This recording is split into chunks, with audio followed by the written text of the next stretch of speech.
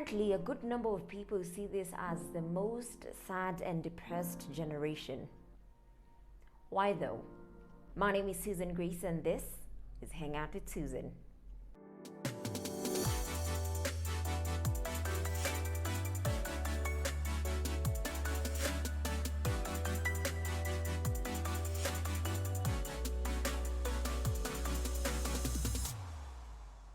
Truth be told, I feel like this generation is fighting a lot of battles, but people don't know that. Okay, people are just seeing what's on the surface. Oh, so and so is struggling with alcoholism, so and so is struggling with sex addiction, so and so is doing things. We're just judging things from the surface, but we don't know the battles people are fighting. And the saddest thing is, a lot of people are fighting them on their own. Not because of pride, but because also the environment is not safe for people to come forward and say, hey guys, I'm fighting depression, I'm going through this, I'm having suicidal thoughts. Because when you put it on social media, you don't know what people are gonna say. Are they gonna help, or are they gonna say attention seeker, whatever, you know? So honestly, I feel like this generation is fighting way too many battles. We don't know it, and I wish we could just cut each other some slack. But let me first sample your comments before I start giving my 2 cents, okay? I've got Cindy who says, it is a sad and depressed generation because most of us are trying to break free from traditional norms.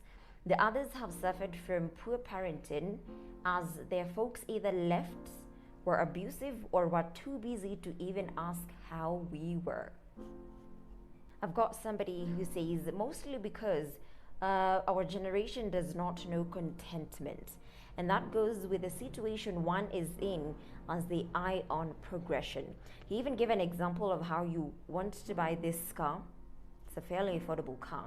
But then when you go out there tomorrow and you see somebody is driving a V8, you're like, this is a car I should have gotten. Now you're depressed about the V8 that you think you should have gotten. I think, yeah, we're struggling with contentment just a little bit. Mufasa says they're just negative and are seeing the world through their eyes and projecting that onto other people. Oof. Victor says exhibitionism. We're all trying to give off that best life, he put it in quotes, best life impression without taking into account the due process required. Couldn't agree more. Joanne says we're a sad generation because our parents projected their insecurities on us. We can't run away from them like they did from their parents. I feel like this generation is the one just doing a lot of running, but I don't know. Sylvia says because we're more aware of hidden pain that our moms and dads refused to show, and now we're dealing with that pain and it's not easy.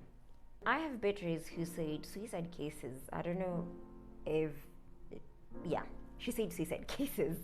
Finally, Lincoln said there are so many reasons why we are a sad and frustrated generation, but I think if we had some patience, take some time to learn, and move with a pace that we can accommodate, things would probably cool down. Now, here's something that he said that really stood out for me. He said, it is sad because we're the only generation where people kill themselves more than disease kills them. As much as I started this video by giving some of my 2 cents, let me give my final 2 cents. One, I feel like we are a sad and depressed generation because there's a lot of expectations put on our shoulders by our families. You know, there's a lot of pressure of, you've got to be a doctor, you've got to be an engineer, you've got to be this, you've got to keep the family legacy. And I'm just thinking, but I just want to do music. That's what I like to do. I just want to do art. But parents are not going to have that. So I feel like to some extent that has pushed people into that corner where they're just sad and depressed. The other thing is, I feel like we have allowed ourselves, the keyword is allowed, okay, because I believe it's a personal choice. We have allowed social media to dictate how we should live life. Okay, I'm gonna get on Instagram or Facebook or whatever social media platform, and I'm seeing people driving their big machines. I'm seeing people getting married. I'm seeing people buying their first houses at 20 or just anything. And now I'm depressed because at 27, I have not done what these people have done. We are allowing ourselves to be dictated by social media. It's not a platform for you to compare your wins versus someone else's wins. So I think that has also majorly contributed to why we are very sad and very depressed.